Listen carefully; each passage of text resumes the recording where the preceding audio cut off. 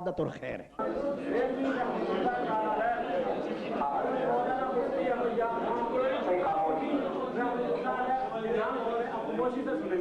مفتی امجد علی قادری برکاتی رحمۃ اللہ تعالی علیہ، حضرت مولانا سید دیدار علی شاہ صاحب محدث ہند لاہوری رحمۃ اللہ علیہ، مفتی اعظم یہ تھا کہ انہوں نے اعلیٰ حضرت مولانا شاہ احمد رضا خان صاحب قبلہ رحمۃ اللہ تعالی علیہ کا اسم گرامی، اسی طرح بہت سارے دیگر علماء اہل سنت جو اعلیٰ حضرت کے شاگردوں میں سے تھے، تلامذہ میں سے تھے، اور اب تک کے موجودہ کئی علماء کرام کے چند ایک کے نام لیے، اور ان کے نام لینے کے بعد وہ جو دیر لگی نا زیادہ، وہ علماء کرام میں سے کئی کے اسماء گرامی لیتے رہے، پڑھتے رہے۔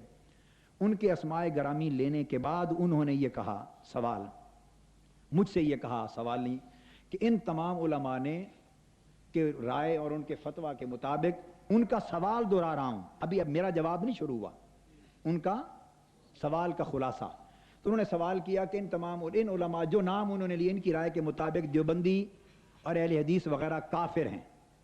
ان کا سوال یہ تھا، وہ کافر ہیں، مرتد ہیں، خارج از اسلام ہیں، اور وہ کافروں کا ٹولہ ہے، بقول سوال کرنے والے بھائی کے۔ انہوں نے مجھ سے کیا کہ جب ان کا فتویٰ یہ ہے تو آپ دیوبندیوں کو یا اہل حدیثوں کو یا شیعہ جو باقی مسالک کے لوگ ہیں ان کو کیوں دعوت دیتے ہیں اپنے مشن میں، منہاج القرآن میں، ادارے میں، عوامی تحریک میں ساتھ لے کے چلنے کی، شامل کیوں کرتے ہیں، ان کو اکٹھا کیوں رکھتے ہیں، جبکہ وہ بقول ان کے کافر، مرتد، بے ایمان، خارج از اسلام ہیں، تو آپ ان کو ساتھ کیوں، ان کے ساتھ کیوں لے کے ان کو چلتے ہیں؟ یہ ان کے سوال کا خلاصہ تھا۔ یہی سوال کیا ہے نا جی؟ اب میں نے خلاصہ سب نے سن لیا، اب اطمینان سے جواب سنیں، اور جواب کے دوران کسی کو بولنے کا حق نہیں۔ اس کے بعد جب جواب ختم ہوگا پھر آپ اگلا کوئی اور سوال کریں، اور اس نوعیت کا سوال اب کرنے کی اجازت نہیں دیں گے، کیونکہ ایسے میرے اور سوالات کا ایک ہی موضوع جاری رہا تو پھر لوگ اور کچھ بھی پوچھنے آئے ہوں گے، لوگوں کی اور ہزارہ چیزیں ہیں پوچھنے والی، ایک ہی موضوع تو نہیں چلے گا نا۔ اس کا میں تسلی بخش، تشفی بخش جواب دیتا ہوں، سن لیجئے توجہ سے، یاد رکھ لیجئے۔ اعلیٰ حضرت شاہ احمد رضا خان صاحب رحمۃ اللہ علیہ مجدد دین و ملت ہے، اور ان کے علاوہ جن اکابر علماء کا ہمارے عزیز نے اپنے سوال میں نام لیا یا کاغذ سے پڑھا، میں بحمد اللہ تعالی بدل و جاں سب کا عزت، توقیر، تکریم اور احترام کرتا ہوں، اور سب کو اپنی سر آنکھوں کی جگہ تاج سمجھتا ہوں، سب کی عزت کرتا ہوں۔ وہ بے شک علماء اہل سنت ہیں، وہ ہمارے اکابر ہیں، اساتذہ ہیں۔ یاد رکھ لیں یہ بات کہ علماء کرام، فقہا، علماء، متکلمین، اکابر وہ مسائل پر تحقیق کرتے ہیں، فتویٰ دیتے ہیں، ان کے مابین مختلف مسائل پر، اعتقادی مسائل پر بھی، فقہی مسائل پر، کلامی مسائل پر، حتیٰ کہ بعض اوقات اصولی مسائل پر اور کئی بار فروعی مسائل پر اختلافات بھی ہوتے ہیں، اور ایسا بھی ہوتا ہے کہ بعض اوقات استاذ کا فتویٰ کسی مسئلے پر اور ہے اور انہی کے شاگرد امام کا فتویٰ اور رائے میں اختلاف ہوتا ہے، مگر علماء کا حق ہے کہ وہ جو بھی فتویٰ دیتے ہیں اپنی تحقیق اور اپنے دلائل کی بنا پر دیتے ہیں۔ اگر انہوں نے دلائل اور تحقیق کی بنا پر فتویٰ دیا ہو تو یہ تو دوسرے علماء کو، بڑے ہوں یا چھوٹے، ان کو بھی دلائل اور تحقیق کی بنا پر یہ تو حق پہنچتا ہے کہ علماء میں سے کسی ایک عالم، خواہ بزرگ ہوں، ان کے فتوے سے کوئی علمی طور پہ اختلاف رکھے، رائے میں اختلاف رکھے، یہ تو حق پہنچتا ہے، مگر چھوٹوں کو یہ حق نہیں کہ وہ کہیں کہ انہوں نے غلط فتویٰ دیا، ناجائز دیا یا باطل کہا، معاذ اللہ۔ اس سے بے ادبی کے راستے نکلتے ہیں اور علم کی ترقی رک جاتی ہے۔ اعلیٰ حضرت نے جو فتویٰ دیا، جو کچھ آپ نے تحقیقات کی، میں برملا اپنی تصانیف میں بھی، تحریروں میں بھی اور زبانی میں، اخبارات کے انٹرویو میں بھی اعلیٰ حضرت کے فتاویٰ اور تحقیقات کو میں حق سمجھتا ہوں اور ہرگز غلط نہیں کہتا اور نہ سمجھتا ہوں۔ اعلیٰ حضرت کی تحقیقات اور فتاویٰ کو مبنی بر حق اور مبنی بر دیانت سمجھتا ہوں، اور ان کو ہرگز غلط نہیں سمجھتا، اور پوری زندگی میں کبھی ان کو غلط کہنے کا تصور بھی نہیں کیا، ہمیشہ حق سمجھا ہے۔ مگر میں جو نکتہ سمجھانا چاہتا ہوں وہ سمجھیں، وہ بات یہ ہے ہمیشہ اللہ اور رسول، صحابہ کرام کا اجماع ہو، اللہ کا حکم و رسول کا حکم ہو، ان کے احکام، اور حضور علیہ الصلوۃ والسلام کی امت کے اکابر اور اصاغر، بڑے اور چھوٹے علماء، مجتہدین، بزرگان دین کے فتویٰ، ان دونوں میں فرق ہوتا ہے۔ ان دونوں میں مثلا اللہ کا ایک حکم ہے قرآن مجید میں صریح، اگر آپ نے اس سے اختلاف کیا کافر ہو گئے۔ حضور علیہ الصلوۃ والسلام کا ایک حکم ہے، آپ نے اس سے اختلاف کیا، نہ مانا، تو کیا؟ کافر ہو گئے۔ یہ شان اللہ اور اس کے رسول کی ہے کہ جو ان سے اختلاف کرے وہ کافر ہوتا ہے۔ مگر حضور علیہ الصلوۃ والسلام کی امت میں یاد رکھ لیں، امام اعظم سیدنا امام اعظم ابو حنیفہ رضی اللہ تعالیٰ عنہ سے لے کر سیدنا امام مالک، امام شافعی، امام احمد بن حنبل سے لے کر آج تک امت مسلمہ میں اکابر، ائمہ، مجتہدین، ان میں سے کسی نے بھی، یہ نقطہ سمجھ لیں، مختلف مسائل پر تحقیقات کی، تحقیقات پیش فرمائیں، اجتہاد فرمائے، فتوے دیے، مسائل پر بھی دیے، بعض افراد پر بھی فتوے دیے، اصولی بھی فروعی بھی فتوے دیے، مگر ائمہ کرام، امام اعظم رضی اللہ تعالیٰ عنہ سے لے کر آج تک حضور کی امت کے اکابر میں سے کسی کا یہ معمول نہیں رہا کہ انہوں نے یہ حکم صادر فرمایا ہو کہ میرے فتوے اور تحقیق سے علمی دلائل کی بنا پر اختلاف کرنے کا کسی کو حق نہیں۔ حضور علیہ السلام کی پوری امت میں اعلیٰ حضرت سمیت کسی نے یہ نہیں فرمایا کہ میری تحقیق اور میرے فتوے سے اختلاف کا حق کسی کو نہیں، اور یہ بھی کسی نے نہیں فرمایا کہ جو میرے فتوے اور میری تحقیق سے اختلاف کرے وہ کافر ہے یا بے ایمان ہے یا سنی نہیں یا اسلام سے خارج ہے۔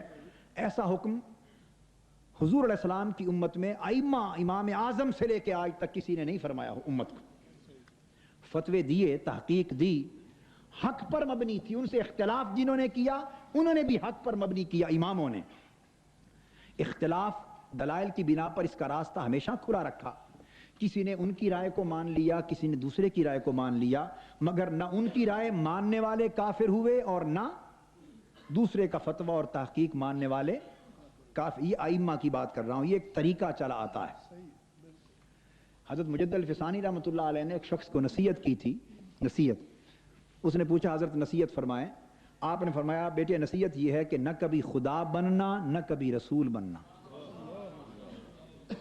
خدا اور رسول نہ بننا، باقی جو چاہو کرنا۔ اس نے کہا جی اس کا معنی کیا ہوا؟ یعنی خدا اور رسول بھی کوئی بن سکتا ہے معاذ اللہ؟ حضرت مجد الفسانی رحمۃ اللہ تعالی علیہ نے فرمایا ہاں، اس کا معنی یہ ہے کہ یہ شان صرف اللہ کی ہے کہ وہ فعال لما یرید ہے، جو چاہے وہی ہوتا ہے، اس کے چاہنے کے خلاف کچھ نہیں ہو سکتا۔ یہ شان صرف اللہ کی ہے۔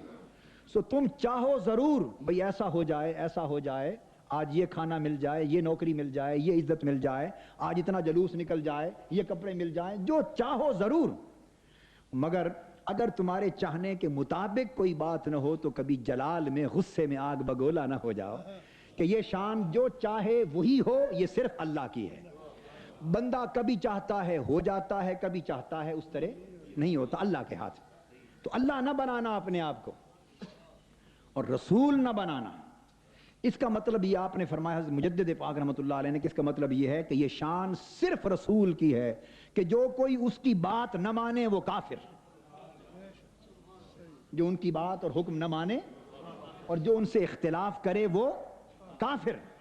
اور حضور علیہ السلام کے بعد حضور کی پوری امت میں یہ شان کسی کی نہیں، حتیٰ کہ صحابہ کرام میں سے بھی بعض نے کسی ایک صحابی کی بات نہ مانی، ایک صحابی کی دوسری کی مانی، آپس میں بھی اختلاف ہوئے، صحابہ کے آپس میں بھی اختلافات ہوئے، مسائل پر بھی ہوئے اور مختلف معاملات پر ائمہ کے بھی ہوئے، مگر کوئی دوسرے سے اختلاف کر کے کافر نہ بنا۔ تابعین میں سے بعضوں نے صحابہ سے اختلاف کیے مگر کافر نہ بنے۔ خود امام اعظم اور ائمہ نے کئی تابعین کے فتاوی سے اختلاف کیا مگر کافر نہ بنے۔ امام اعظم رحمۃ اللہ علیہ کے اپنے شاگرد امام ابو یوسف اور امام محمد، انہوں نے اپنے امام اور استاذ اور امام الکل اور امام الامہ اور امام علی الاطلاق جن جیسا امام قیامت تک کوئی پیدا نہیں ہو سکتا، اس امام اعظم سے بھی اختلاف کیا امام ابو یوسف نے اور امام محمد میں. کہاں ہم اور آپ، کہاں ہمارے اساتذہ اور اکابر، کہاں اعلیٰ حضرت، کہاں حضرت شیخ عبدالحق محدث دہلوی، کہاں حضرت مجدد، اور کہاں دیگر اکابر، اور کہاں امام اعظم. ان کے شاگردوں نے ان سے پڑھا اور ہزارہا مسائل پر ان کی رائے سے فتویٰ سے اختلاف کی. فقہ کی کتابیں اٹھائیں، ایک ایک سطر میں آپ کو مل جائے گا. مگر نہ وہ کافر ہوئے نہ وہ کافر ہوئے. امام ابو یوسف نے اور امام محمد نے اختلاف کیا مگر نہ. اب کیا کرتے ہیں فقہ میں، کبھی امام اعظم کی بات مانتے ہیں فتوے میں، کبھی امام اعظم کی بجائے امام ابو یوسف اور امام محمد کی مانتے ہیں، کبھی امام ابو یوسف کی مانتے ہیں. اس کو کہتے ہیں کبھی امام اعظم کی بات ہے، کبھی شیخین کا قول ہے، کبھی طرفین کا قول ہے، کبھی صاحبین کا قول ہے. مختلف لوگوں کی بات ائمہ کی مانتے ہیں مگر دوسرے کی بات کو باطل نہیں کہتے، دوسرے کو باطل نہیں کہتے. سو آگے سنیے، امام مالک رحمت اللہ علیہ، امام محمد ان سے پڑھے. کن سے؟ حضرت امام مالک سے پڑھے مگر ان سے اختلاف کیا ہزارہا مسائل پر. پھر امام شافعی امام محمد سے پڑھے. امام محمد استاد ہوئے، امام شافعی شاگرد ہوئے. نہ صرف اختلاف کیا بلکہ مذہب بھی الگ بنایا، مذہب الگ بنایا. مگر کبھی کسی نے نہ کہا امام شافعی کو کہ پڑھا امام محمد سے اور ان سے اختلاف کرتے ہو، تم بڑے ہو گئے ہو ان سے. نہ، یہ وتیرہ علم تھا، یہ وتیرہ ادب بھی کرتے تھے، اختلاف بھی کرتے تھے. پھر امام شافعی امام احمد بن حنبل کے استاد اور دادا استاد ہوئے. انہوں نے اختلاف بھی کیا، نیا مذہب بنایا مگر کسی نے کسی کو باطل یا گمراہ نہ کہا. اب ادب اور اختلاف فرق. امام اعظم کا فتویٰ کہ ہاتھ نماز پڑھتے ہوئے رفع یدین نہیں کرنا چاہیے، رفع یدین پہلی تکبیر تحریمہ کے بعد نماز میں نہیں. امام شافعی کا فتویٰ کرنا چاہیے. وہ دادا استاد، یہ پوتے شاگرد، فتوے میں اختلاف.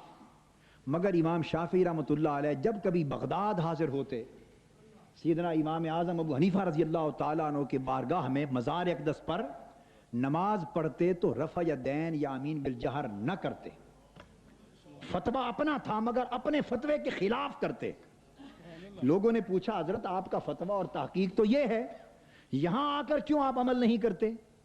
اب آپ کو بتاتا ہوں کہ جب وسعت تھی دلوں میں اور علم کی قدر تھی اور علم کا شیوا تھا تو کیا انداز تھے کہ ادب بھی کرتے تھے، اختلاف بھی کرتے تھے، اور اختلاف پر کبھی فتویٰ بازی نہیں ہوتی تھی. اس کو حق جانتے تھے. امام شافعی نے فرمایا بے شک میرا فتویٰ رفع یدین کرنے کا اور آمین بالجہر کا وہی ہے اور میری تحقیق وہی ہے، میں اپنی تحقیق پر قائم ہوں. مگر اتنے بڑے امام کی بارگاہ میں آ کر اپنی تحقیق پر عمل کرتے ہوئے شرم آتی. تو بھائی خاموش.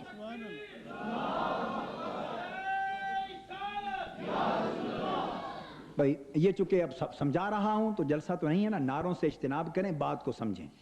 نقطہ یہ سمجھانا چاہتا ہوں، یہ میں سمجھتا ہوں ہمارے بھائی جس نے سوال کیا ان کا احسان ہے، وہ یہ سوال نہ کرتے تو میں اتنی تفصیلی گفتگو اس پر کیسے کرتا، خیال ہی نہ تھا. مختصر اور باتیں ہوتی چل جاتے. ممکن ہے یہی آج کی گفتگو آپ کے لاکھوں مسائل کو عمر بھر کے لیے حل بن جائے. تو میں ان کا شکر مند ہوں اور احسان مند ہوں. آپ بھی شکریہ ادا کریں. کیا بات ہوگی، زیادہ دیر لگ گئی سوال میں کوئی حرج نہیں، مگر آپ کا بھلا ہو گیا. اچھا، تو میں یہ عرض کر رہا تھا کہ فرمایا تحقیق میری ہے مگر یہاں آ کر جب ان کے پاس آؤں شرم آتی. یعنی ان کا طریقہ اور وتیرہ یہ تھا کہ اپنی تحقیق بھی کرتے، اختلاف بھی کرتے اور ادب بھی قائم رکھتے. سامنے آتے تو نگاہیں جھکاتے. یہ ہے شیوہ علم اور شیوہ ادب. شیوہ علم اور شیوہ، شاگردوں نے اساتذہ سے مسائل میں اختلاف کیے مگر ادب رہا. امام اعظم رحمۃ اللہ علیہ یزید کے بارے میں ان کا سکوت کا فتویٰ ہے. مثال دے رہا ہوں، یزید کے بارے میں امام اعظم رحمۃ اللہ علیہ کا قول سکوت یعنی خاموش رہنے کا ہے. اچھا نہیں جانتے، لانتی ہی سمجھتے ہیں، مگر اس سکوت کا مفہوم میں یہ سمجھتا ہوں کہ جب لانتی ہے تو لعنت بھیجنے سے فائدہ کیا، چپ رہو، چپ رہو، دفع کرو اس کو، दफा करो, उस लानती को दफा करो, चुप रहो। इमाम आजम रहमतुल्लाह अलैह का फतवा क्या है? काफिर नहीं कहा, फतवे में काफिर नहीं कहा, ये इमाम आजम का। अब उनके पड़पोते शागिर्द हैं इमाम अहमद बिन हंबल, इमाम अहमद बिन पड़पोते शागिर्द, उनका डट कर फतवा कुफ्र का है। वो यजीद को काफिर कहते हैं, यजीद को फतवा है, और काफिर इज्तिहाद से नहीं, कुरान की नस से साबित करते हैं। तफसीर मजहरी उठा के देखिए, कुरान की नस से यजीद के कुफ्र को साबित करते हैं। तो जरा काबिल तवज्जो है ये बात, एक इमाम कुरान की नस से उसको काफिर कह रहा है, एक इमाम उससे बड़े उसके बारे में खामोश हैं। तो उलमा यजीद के बारे में खामोशी रखने वाले भी हैं, यजीद के बारे में बात समझने में आपको नुक्ता समझा रहा हूं, खामोशी रखने के पर अमल करने वाले भी हैं, उसे फासिक फाजिर और लानत का मुस्तहिक समझने वाले भी हैं, जहन्नुमी कहने वाले भी हैं, और काफिर कहने वाले भी हैं। चारों किस्मों के उलमा उम्मत में। मैं आलिम तो नहीं, मैं तो आलिमों का खादिम हूं, मगर मैं उसको काफिर कहने वालों में से हूं। मैं यजीद को काफिर कहने और काफिर समझने वालों में से हूं। मेरा फतवा यजीद पर फतवा एक कुफ्र है, और मैं इमाम आजम के दर का सग हूं, इमाम आजम का खाकरोब हूं। इमाम आजम तो क्या, उनसे करोड़ दर्जे नीचे उनके दस्तरखान की खैरात लेने वालों से मांगता हूं। मगर ये मसाइल में तहकीक में मामलात होते हैं उलमा के, मैं उसको काफिर समझता हूं यजीद को। तो बता ये रहा हूं आपको कि उलमा में इस तरह हुजूर अलैहिस्सलाम के ये तो मसाइल है ना, फलां अशरफ अली साहब थानवी, रशीद अहमद साहब गंगोही और फलां इन उलमा की बातें। हुजूर अलैहिस्सलाम के वालिदैन माजिदैन के बारे में उलमा के इख्तिलाफ रहे, इमामों के इख्तिलाफ रहे। हुजूर अलैहिस्सलाम के वालिदैन माजिदैन, बाज़ों ने कहा कि वो ईमान ले आए थे, मोमिन थे, बाज़ों ने कहा कि दौर जाहिलियत में इंतकाल किया तो दीन फितरत पर थे, उनको मोमिन नहीं कहा, बाज़ों ने मोमिन नहीं कहा बल्कि दीन फितरत पर कहा। बाज़ों ने कहा कि वो ईमान के साथ वफात हुई, और बाज़ों ने माज़अल्लाह काफिर कहा। मैं उलमा की, आइम्मा की, मुफस्सिरीन की बातें बता रहा हूं। बाज़ों ने माज़अल्लाह कहा कि वो कुफ्र में इंतकाल हुआ, ईमान ही लाए। बाज़ों ने कहा कि जाहिलियत या कुफ्र में जैसे भी इंतकाल हुआ, बाद में हुजूर अलैहिस्सलाम ने मोजज़तन उनको जिंदा फरमा के कलमा पढ़ा के उम्मत में शामिल किया। अब ये चारों किस्मों के फतवे मौजूद हैं, चारों किस्मों के फतवे, और चारों आपके उम्मत में। अब यही बता रहा था, इल्म पढ़ना चाहिए। इल्म, कच्ची पक्की रोटी पढ़ के आदमी राय न बना, इल्म पढ़े। तो उम्मत में चारों के चारों नुक्ता नजर आइम्मा अहले सुन्नत ही के, ये सारे आइम्मा अहले सुन्नत ही में हैं, जिनके चारों किस्म के फतावा हैं। मगर हम, मसलन मैं और हमारे और भी उलमा और अकाबिर, हम उनके ईमान के कायल हैं, हम उनके ईमान के कायल हैं। और मैं हुजूर के वालिदैन माजिदैन पर न सिर्फ फातिहा बल्कि उनका वसीला देकर दुआएं मांगता हूं। हम यहां तक कायल हैं। और हम जब मदीना पाक हाजिर हुए तो अबवा शरीफ के अड्डे पर रुक गए, रमजान उल मुबारक था, और मैंने सारे काफिले को कहा, 55 लोगों को, कि आओ आज की इफ्तारी हुजूर की वालदा माजदा के मजार शरीफ की बस्ती है, उनकी तरफ से मैं देता हूं। यानी हमारा ईमान इस तरह का है। मगर बता ये रहा हूं कि मुख्तलिफ फतवे हैं, समझ गया ना बात। और यहां एक नुक्ता समझाऊं, शेख अब्दुल हक मुहद्दिस देहलवी रहमतुल्लाह अलैह ने भी ये बात की, और हजरत पीर मेहर अली शाह साहब रहमतुल्लाह अलैह ने भी ये की। ये बात मेरी किताब है शरी मसाइल, शरी तहकीक मसाइल का शरी उसलूब, तहकीक मसाइल का शरी उसलूब मेरी किताब है, छोटी सी, वो अहले इल्म के लिए पढ़ने के काबिल है, बड़ी अच्छी किताब, फायदामंद है। उसमें हवाला जात दर्ज हैं। हजरत शेख अब्दुल हक मुहद्दिस देहलवी ने भी फरमाया, और हजरत पीर मेहर अली शाह साहब रहमतुल्लाह अलैह ने भी फरमाया, हुजूर के वालिदैन माजिदैन के मसले पर। उन्होंने कहा कि बहुत से पहले आइम्मा और अकाबिर जो उलमा पहले हो गुजरे, उन पर हुजूर अलैहिस्सलाम के वालिदैन माजिदैन के ईमान का मसला मस्तूर था, उन पर मुनकशिफ नहीं हुआ था, कईयों पर। اور حضرت پیر میر علی شاہ صاحب نے حضرت شیخ عبدالحق محدث دہلوی رحمۃ اللہ علیہ جو اعلیٰ حضرت کے بھی پردادا شکردادا استاذ ہیں جن سے حدیث چلی ہے، انہوں نے فرمایا کہ یہ ایمان ہے والدین رسول صلی اللہ علیہ وسلم کا مسئلہ متاخرین پر منکشف ہوا ہے، متاخرین پر، بعد والے لوگوں پر منکشف ہوا، اس لیے بعد کے ائمہ کی اکثریت ایمان کے حق میں ہے اور پہلے والے اختلاف کرتے ہیں۔ تو جو پہلے ائمہ تھے ہم ان کے فتووں کی بنا پر بھی انہیں معاذ اللہ کافر نہیں کہتے، اور بعد والوں کو بھی کافر۔ خود حضرت ملا علی قاری رحمۃ اللہ، ان کا فتویٰ پہلا ان کے والد حضور کے والدین ماجدین کے بارے میں معاذ اللہ کفر کا تھا، ان کا فتویٰ، اور ان کے استاذ امام ابن حجر مکی حیتمی ان کا فتویٰ ایمان کا تھا۔ پھر ایک خواب آئی، اس کی تعبیر انہوں نے بیان کی، تو اس کے بعد ملا علی قاری نے اپنا مذہب بدل لیا اور حضور کے والدین کے ایمان کے قول پر آ گئے۔ حاشیہ نبراس پڑھیے، شرح قائد نصفی کا شرح نبراس، اس کے اوپر حاشیہ پڑھیے، آپ کو معلوم ہو جائے گا، علامہ عبدالعزیز پرہاروی کا۔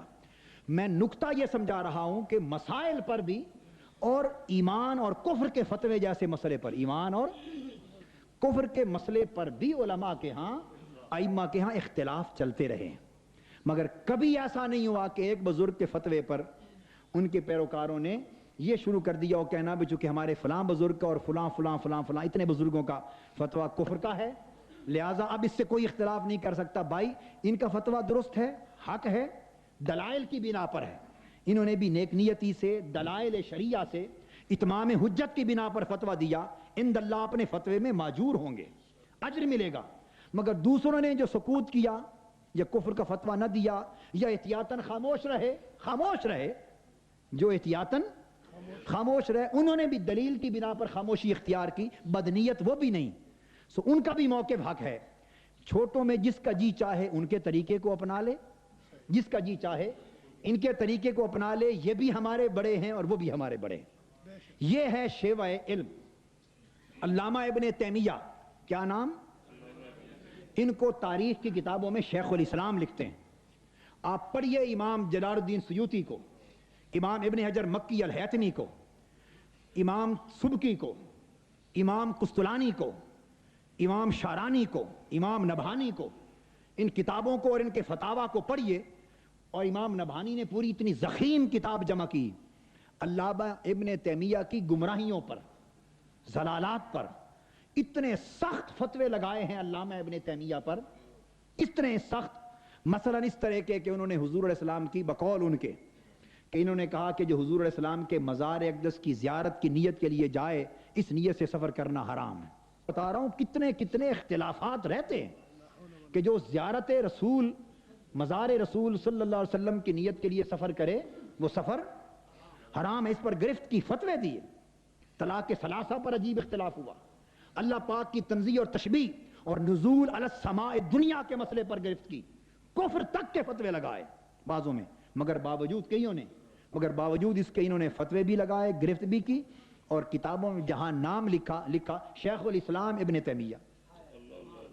یہ شیوہ علم سمجھا رہا ہوں کہ طریقہ ادب حیا لحاظ کا اس طرح ہوتا ہے علم میں، فتوے بھی لگائے اور ساتھ لکھا شیخ الاسلام ابن تیمیہ یقول ہاکذا، رد بھی کیا مگر نام بھی احترام سے لیا۔ یہ شیوہ علم ہے۔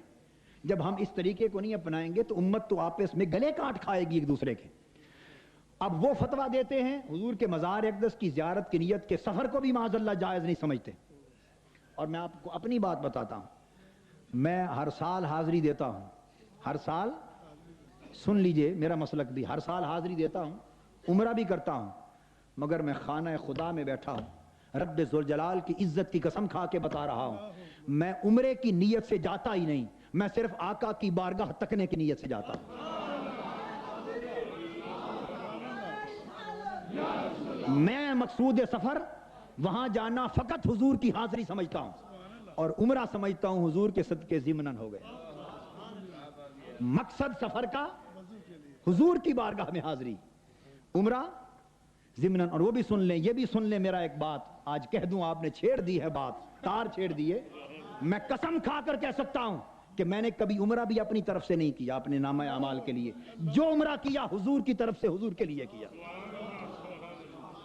اور اس سے اگلی بھی سن لیں، میں نے حج بھی کیا، آج کہہ رہا ہوں علماء ممکن ہے اس بات کو مانیں، ممکن ہے نہ مانیں، مگر میں تو پہلے کہتا ہوں عالم نہیں، میں تو عالموں کا خادم اور میں تو دیوانہ ہوں۔ میں نے حج بھی اپنی طرف سے نہیں کیا، اللہ پاک قبول فرمانا نہ فرمانا اس کا کام، حج کیا وہ بھی حضور کی طرف سے، حج کیا وہ بھی حضور کی طرف سے۔ ہمارا تو حج بھی وہی، ہمارا کعبہ بھی وہی، ایمان بھی وہی، سب کچھ، مگر یعنی اتنا فرق ہے نقطہ نظر میں، مگر کافر کبھی علامہ ابن تیمیہ کو نہیں کہا، فتوے علماء کے موافق بھی مخالف بھی، ایک طریقہ چلا آیا۔ اس طرح مختلف یہ بھی کیا ہوتا تھا، عبارتوں پر گرفت ہوتی تھی، یہ علامہ ابن تیمیہ نے عبارتیں لکھی، انہی عبارتوں پر گرفت کی، گرفت کرنے والے علماء نے فتوے لگائے، بعضوں نے کہا عقائد گمراہ ہیں، غلط ہیں، درست نہیں ہیں، فتوے بھی لگائے، بعض خاموش رہے، بعضوں نے موافقت کی، بعض تکفیر تک گئے، بعض تفسیق تک گئے۔ یہ علماء کی اپنی اپنی تحقیقات ہوتی ہیں۔ ہمارا شیوا کیا ہے، جس نے جو فتویٰ لگایا ہم ان کے فتوے کو نیک نیتی پر مبنی حق اور درست سمجھتے ہیں، باطل نہیں کہتے۔ بھئی آپ بیٹھیے نا، درمیان میں کھڑے نہ ہو۔ سو یہ مسائل پر، اعتقادی مسائل پر، عبارات پر بحث کرنا، گرفت کرنا، یہ علماء اکابر کا طریقہ رہا ہے اور ان کا حق ہے۔ اعلیٰ حضرت فاضل بریلی مجدد دین و ملت حضرت مولانا شاہ احمد رضا خان صاحب رحمۃ اللہ تعالی علیہ، میرے وہ شکر دادا استاد بھی ہیں، میرے شکر دادا یا پتہ نہیں پردادا ہوں گے، کیونکہ حضرت شیخ الحدیث صاحب رحمۃ اللہ علیہ سے میری دو نسبتیں ہیں، حضرت مولانا سردار احمد صاحب محدث فیصل آبادی رحمۃ اللہ تعالی علیہ سے میری نسبت شاگردی کی اپنے والد گرامی کی طرف سے بھی ہے، اور میرے استاد مولانا عبد الرشید رضوی صاحب کی طرف سے بھی ہے، اور میں نے خود بھی تبرکاً ان کی خدمت میں زانو تلمذ حضرت شیخ الحدیث کی خدمت میں طے کیے ہوئے ہیں۔ آپ نے حضرت مولانا ضیاء الدین مدنی صاحب کا نام لیا، میں نے سن 63 میں اپنے علوم دینیہ کی تعلیم کی بسم اللہ، کیا بسم اللہ بھی مدینہ پاک میں حضرت مولانا ضیاء الدین مدنی کے پاس کی تھی رحمۃ اللہ تعالی علیہ۔ میرے والد گرامی رحمۃ اللہ علیہ نے مجھے علوم درسیہ شروع کرانے کے لیے بسم اللہ، ہم مدینہ پاک میں تھے، حضرت مولانا ضیاء الدین مدنی صاحب کے گھر ان کی زبان سے کروائی، جو پیر کی صبح و فجر کے بعد محفل میلاد میں، اور علامہ مولانا مفتی محمد جمیل نعیمی کراچی والے یہ گواہ ہیں، جب 63 میں میری بسم اللہ مولانا ضیاء الدین مدنی صاحب کے پاس ہو رہی تھی، اس مجلس میں اور علماء اہل سنت کے علاوہ یہ بھی شریک تھے، مولانا مفتی جمیل احمد صاحب نعیمی بھی شریک تھے، اور علماء بھی بتائے، غالباً مولانا محمد عمر نعیمی صاحب بھی تھے، اور علماء بھی تھے، مجھے کئی نام بتائے، میں تو بچہ تھا۔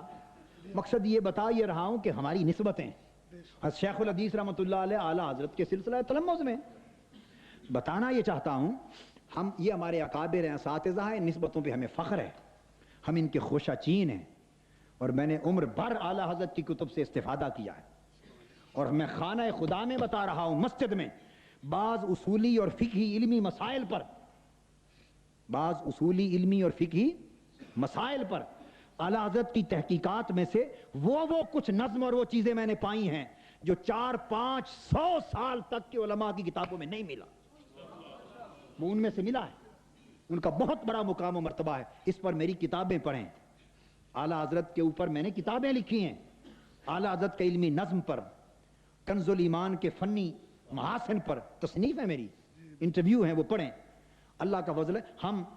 میں جب انڈیا گیا، میری اہلیہ میرے بچے میرے ساتھ تھے، دہلی علاج کے لیے گئے، بیمار تھے، مگر باوجود ان کی بیماری کے بریلی شریف اعلیٰ حضرت کے مزار کی زیارت کے لیے خود بھی اور اپنی اہلیہ کو بھی لے کر گئے۔ یہ مت کوئی سمجھے کہ اسی کا تعلق ہے اعلیٰ حضرت کے ساتھ، کوئی ٹھیکیدار نہیں ہے سنیت کا، اعلیٰ حضرت کا اور اعلیٰ حضرت کے علوم اور فیضان کا کوئی ایک ٹھیکیدار نہیں۔ ہر وہ شخص اور اہل سنت جس نے اس طریقے علم سے، اس سلسلے سے خوشہ چینی کی ہے، ایک ریزہ اور ذرہ بھی لیا ہے، اس کا بھی اتنا ہی تعلق ہے جس طرح کسی اور کا تعلق ہے۔ سمجھانا چاہتا ہوں، یہ نیاز مندی اور اعلیٰ حضرت کے مزار اقدس کی چادر اتار کر میرے گلے میں ڈالی گئی، دستار بندی کرائی گئی۔ خیر یہ تو جدا باتیں ہیں، اور میں یہاں تک بھی آج بتا دینا چاہتا ہوں کہ کوئی کہے جی اعلیٰ حضرت کے مسئلے کو نہیں مانتے، یہ کیا ایک شوشہ وسوسہ لوگوں کے ذہنوں میں ڈال رکھا ہے آپ لوگوں نے۔ میں خانہ خدا میں بیٹھا بتا رہا ہوں، خانہ، اور جھوٹ بولنے والے پر اللہ کی لعنت ہے، اور اللہ کے رسول کی لعنت، اور تمام ملائکہ کی لعنت، اور قیامت تک تمام اہل ایمان کی لعنت۔ وہ جہنمی ہے جو جھوٹ بولے۔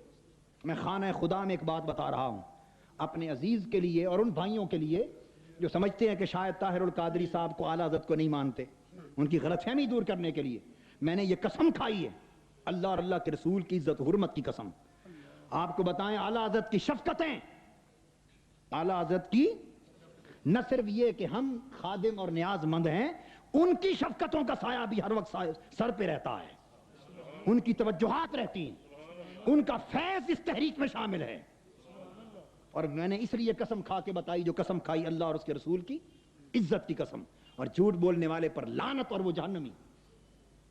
میں آپ کو یہ ایک خواب کا واقعہ ہے، مگر میں آج آپ کو بتا دیتا ہوں۔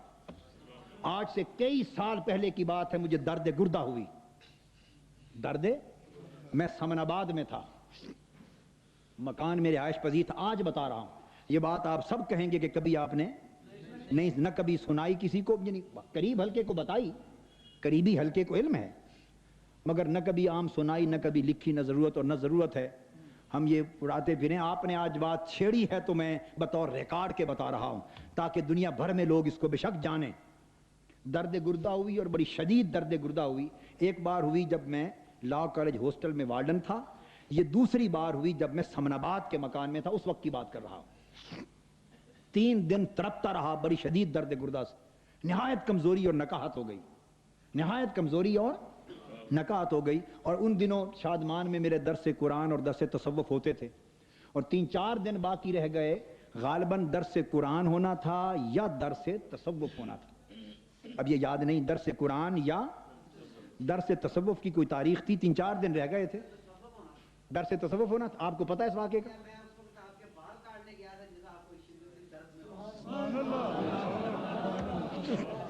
یہ ایک حجام ہیں، بتا رہے ہیں کہ جس وقت کی آپ بات کر رہے ہیں اس درد میں آپ تڑپ رہے تھے، میں آپ کے بال کاٹنے گیا تھا، اور بتاتے ہیں کہ درس تصوف ہونا تھا۔ چلو گواہ ہو گئی، تو درس تصوف 3-4 دن کے بعد ہونے والا تھا، اور شدید درد میں تڑپ رہا تھا۔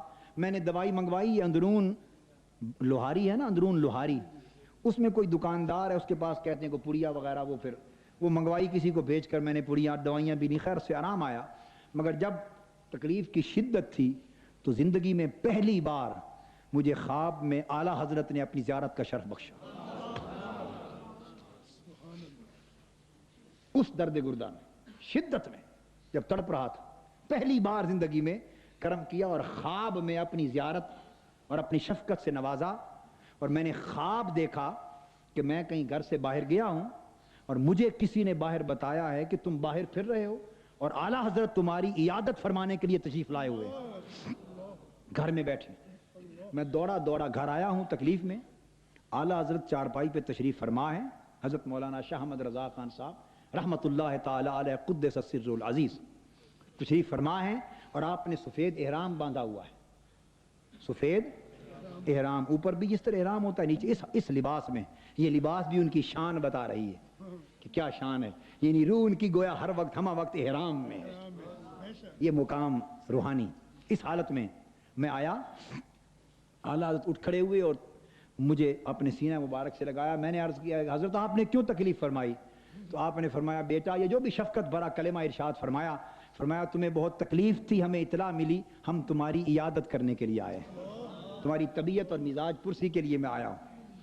اور جب اعلیٰ حضرت اٹھے مجھے سینے سے لگانے کے لیے، لا الہ الا اللہ محمد رسول اللہ، ان کے جو احرام کا کپڑا تھا مجھے ملنے سے پہلے سینے سے اتر گیا، ان کا سینہ مبارک ننگا ہوا، اور اس سینے کے ساتھ جو مجھے دبوچا تو ان کا جو فیض تھا وہ ٹھنڈک کی طرح ان کے سینے سے مجھے منتقل ہوا،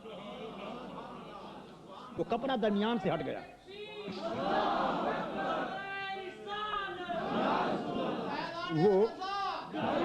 وہ کپڑا احرام کا جو درمیان سے ہٹ گیا نا، یہ علامت تھی کہ ہم نے صرف پوچھنے ہی نہیں آئے، ہم فیض دینے کے لیے آئے ہیں۔ اور اس کے بعد ہم بیٹھ گئے۔ میں نے عرض کی حضرت آپ کی واپسی کب ہوگی؟ بریلی شریف کب واپس تشریف لے جائیں گے؟ تو میں نے اس لیے قسم کھائی تھی اور کہا تھا جو جھوٹ بولے اس پر خدا کی لعنت۔ اعلیٰ حضرت نے شفقتاً فرمایا کہ میں 2-3 دن کے بعد جو درس ہونے والا تھا نا تصوف، فرمایا میں رہوں گا تمہارے درس میں شریک ہو کر سن کر پھر جاؤں گا، تمہارے درس میں شریک ہو کر پھر جاؤں، 3 دن درس تک میں رہوں گا۔ اب یہ نکتہ سمجھا دوں، انبیاء علیہ السلام ہوں، صحابہ کرام ہوں، ائمہ پاک ہوں، اولیاء ہوں، اکابر ہوں، بزرگ ہوں، وہ اگر اپنے سے چھوٹوں کی مجلس میں آئیں، اپنوں سے چھوٹوں، شاگردوں اور مریدوں اور اپنے غلاموں اور اپنے سے چھوٹوں کی مجلس میں، درس میں، جلسوں میں روحانی طور پر آئیں تو وہ فیض دینے کے لیے آتے ہیں۔ وہ فیض، جب وہ کہتے ہیں نا سننے آیا ہوں، تو سننے کا مطلب یہ نہیں ہوتا کہ ان کو پتہ نہیں علم حاصل کرنے آیا، نہ، وہ برکت دینے کے لیے آتے ہیں، برکت دینے کے لیے آتے ہیں۔ اور جب چھوٹے بڑوں کی مجلس میں جاتے ہیں تو برکت لینے کے لیے جاتے ہیں۔ چھوٹے بڑوں کی مجلس میں جاتے ہیں تو برکت اور فیض لینے کے لیے جاتے ہیں، اور بڑے بھی کرم فرما کر چھوٹوں کی مجلس میں آیا کرتے ہیں، ہمیشہ آتے ہیں۔ اور یا اللہ کی روحیں آتی چھوٹوں کے ہاں، شاگردوں کے ہاں، غلاموں کے ہاں، مگر وہ جب آتے ہیں مجلس میں، درس میں سنتے تو وہ دینے کے لیے آتے ہیں۔ اور اس کی دوسری مثال یوں سمجھ لیں کہ استاد درس دے اور شاگرد سن رہا ہو تو گویا وہ سبق لے رہا ہے۔ استاد درس دے اور شاگرد سن رہا ہو تو وہ سبق لے رہا ہے، اور اگر شاگرد بول رہا ہو اور استاد بیٹھ کر سن رہا ہو تو گویا شاگرد اپنا سبق سنا رہا ہے، استاد کو سنا رہا ہے کہ حضرت سن لیں کہیں کوئی غلطی تو نہیں، اگر غلط ہے تو اصلاح فرما دیں، درست ہے تو شاباش دے دیں۔ تو بڑے چھوٹوں کی مجلس میں سننے کے لیے آتے ہیں تاکہ اچھی بات ہو تو شاباش دے جائیں، فیض دے جائیں، غلطی ہو تو اصلاح فرما جائیں۔ ان کا آنا سننا بے ادبی نہیں، یہ ہمیشہ بزرگوں کا وتیرہ ہے۔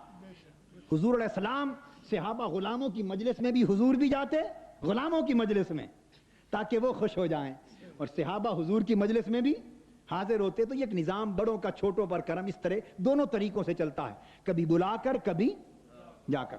تو میں عرض یہ میں نے آپ کو صرف نسبت عرض کی کہ کوئی یہ نہ گمان کرے کہ ان کا تعلق نہیں اور نسبت نہیں اور کیا فتوے، اللہ کا فضل، حضور کے نالین پاک کا صدقہ ہے، اس نے اتنا شعور، حکمت اور سوجھ بوجھ دی ہے کہ ہم سمجھتے ہیں سارے معاملات کو، اور سمجھتے بھی اپنی طاقت سے نہیں، یہ بھی انہی بزرگوں کا فیضان کرم ہے، انہی کی خیرات اور نگاہ ہے۔ تو میں نکتہ یہ سمجھا رہا تھا کہ مسائل، فتاوی، کسی کو کافر کہنے، نہ کافر کہنے، فاسق کہنے، خاموش رہنے، ان معاملات پر علماء کے اختلاف ہمیشہ رہے ہیں، مگر چھوٹوں کا طریقہ یہ ہے کہ وہ کبھی کسی کو باطل اور غلط نہ کہے۔ اب جو علماء کے اختلاف ہوئے اس پر، شاہ اسماعیل دہلوی صاحب کا نام تو سنا ہے کہ نہیں؟ آپ نے سنا ہے نا؟ شاہ اسماعیل دہلوی تحریک بالا کوٹ والے، علامہ فضل حق خیر آبادی رحمۃ اللہ علیہ، کون؟ علامہ فضل حق خیر آبادی، یہ اعلیٰ حضرت کے اساتذہ اور بڑوں میں سے ہیں، اعلیٰ حضرت کے بڑوں میں سے ہیں، اعلیٰ حضرت کے بڑوں میں سے ہیں علامہ فضل حق خیر آبادی۔ وہ پہلے ہوئے، اعلیٰ حضرت بعد میں ہوئے۔ علامہ فضل حق خیر آبادی کا فتویٰ، ان کا فتویٰ شاہ اسماعیل دہلوی پر کفر کا ہے۔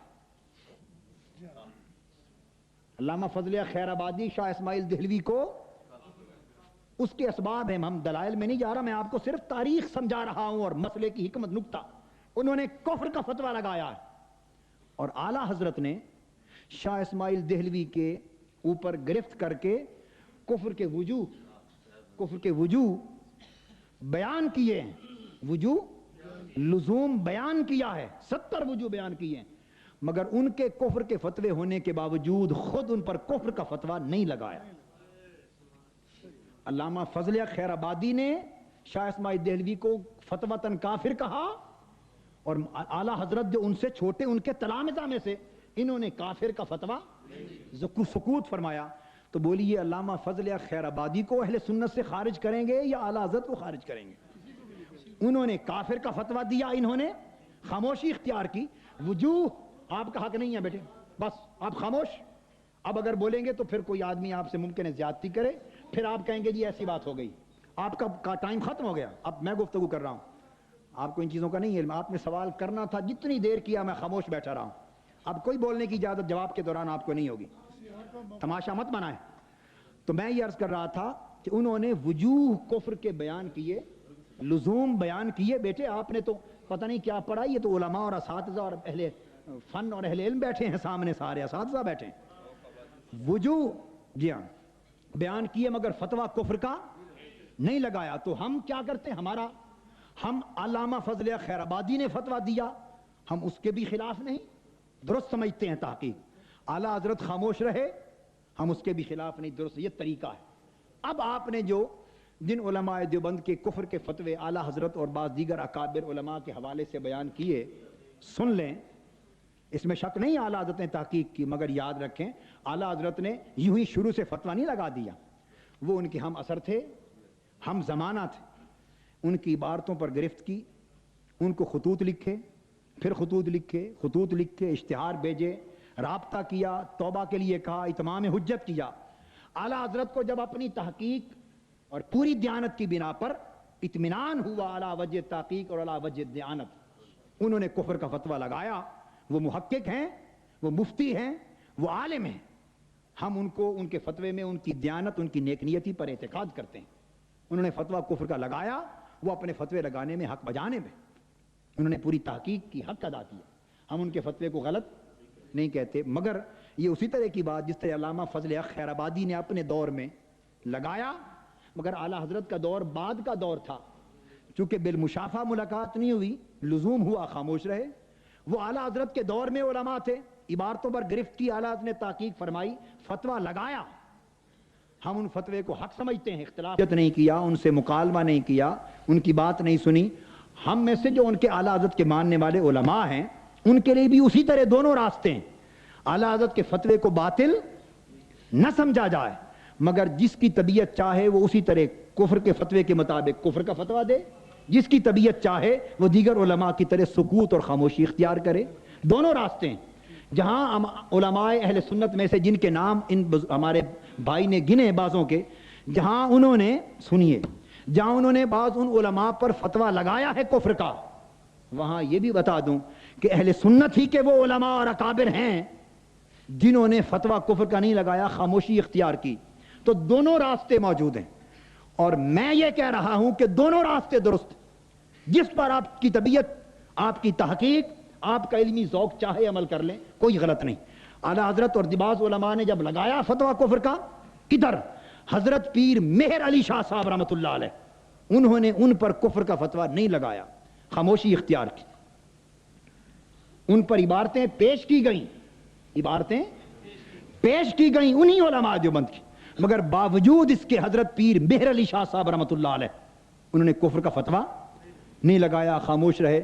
تو بولیے, اگر اعلیٰ حضرت اہل سنت کے امام اور بزرگ ہیں, تو کیا حضرت پیر مہر علی شاہ سنی نہیں؟ وہ اہل سنت کے اکابر اور اماموں میں سے نہیں؟ آپ حضرت پیر مہر علی شاہ کی کتابیں اٹھا کے دیکھیے, مہر منیر دیکھیے, ان کے اپنے فتاوی میریہ دیکھیے, دو ٹوک آپ نے سکوت اختیار کیا, نہیں فتویٰ, عبارتیں سامنے رکھی مگر آپ نے سکوت اختیار کیا فتویٰ کفر کا. تو یہ بھی اعلیٰ حضرت کا طریقہ ہے, وہ بھی درست. جس کا ذوق اس کو پسند کرتا ہے وہ بے شک اس پر چلے, میں نے کبھی اسے برا نہیں کہا. جس کا ذوق حضرت پیر مہر علی شاہ صاحب کی طرح خاموشی پسند کرتا ہے وہ خاموش رہے, اس کو بھی برا نہیں کہتے. اعلیٰ حضرت نے, مولانا نعیم الدین مراد آبادی اکابر نے فتوے لگائے, مگر علماء فرنگی محل, یہ بھی اہل سنت ہیں, انہوں نے خاموشی اختیار کی. حضرت محدث رامپوری اہل سنت کے علماء اور ائمہ میں سے, حضرت مولانا سید ارشاد حسین محدث رامپوری اعلیٰ حضرت ہی کے معاصر اور اسی پائے کے ہمارے علماء اکابر ائمہ میں سے, انہوں نے خاموشی اختیار کی, کفر کا فتویٰ. تو یہ طریقہ بھی ہے تحقیق میں ان کا, اور یہ طریقہ بھی ہے. حضرت پیر مہر علی شاہ صاحب کے بعد آگے چلیے, حضرت محدث علی پوری, میں آپ کو آج حقائق بیان کرنا چاہتا ہوں.